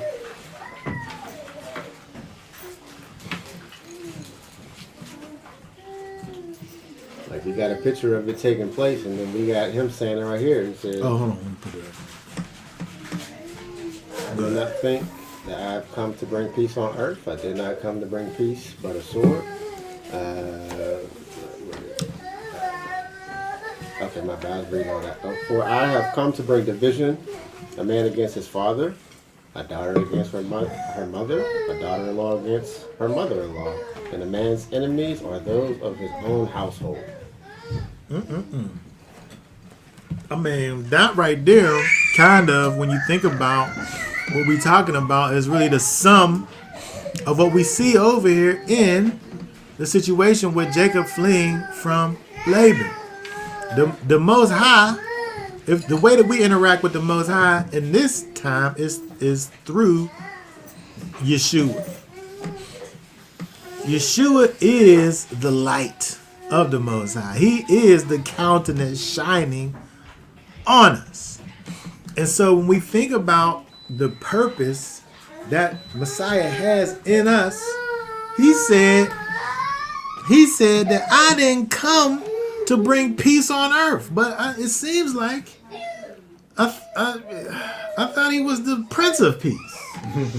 I thought he was the Prince of Peace, Yeshua was, right?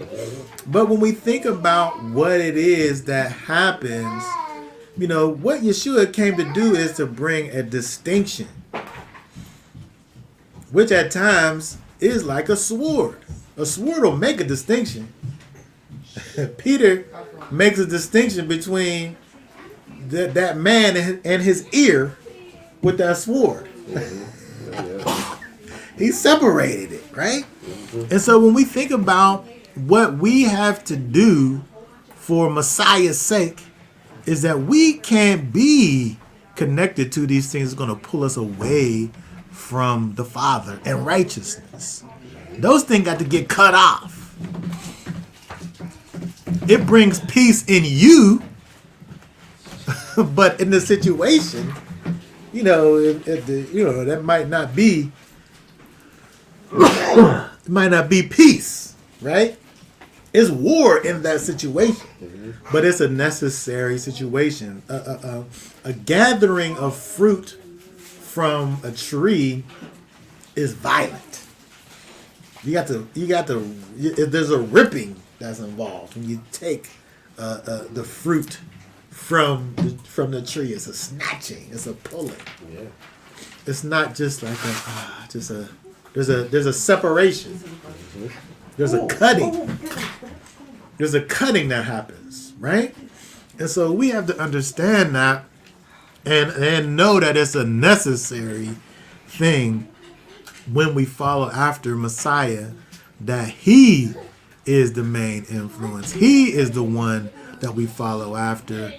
We can't allow for things in our lives to be more important than the Messiah, because at the end of the day, all we will be doing is creating idols and following after them.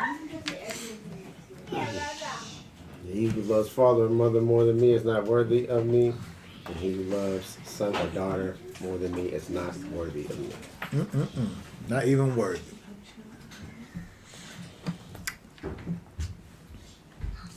Yeah. All right. So on that note, what did this say? Hold on. What did this say? A sword, not a butter knife, right? Because a butter knife ain't cutting nothing but some butter. Butter. And unless it's some hot butter, you barely doing that.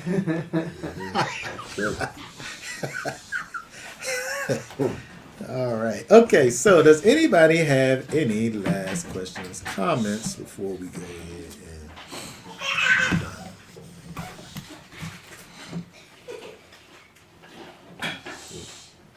Okay, so that being said, we are going to be done for now. Thank you all for your additions to our conversation. Stop on that. We thank you for your participation. Y'all willing, we'll be back on next Shabbat. And we hope everyone enjoys the rest of their Shabbat. Until next time, we'll say Shabbat Shalom. Shabbat Shalom.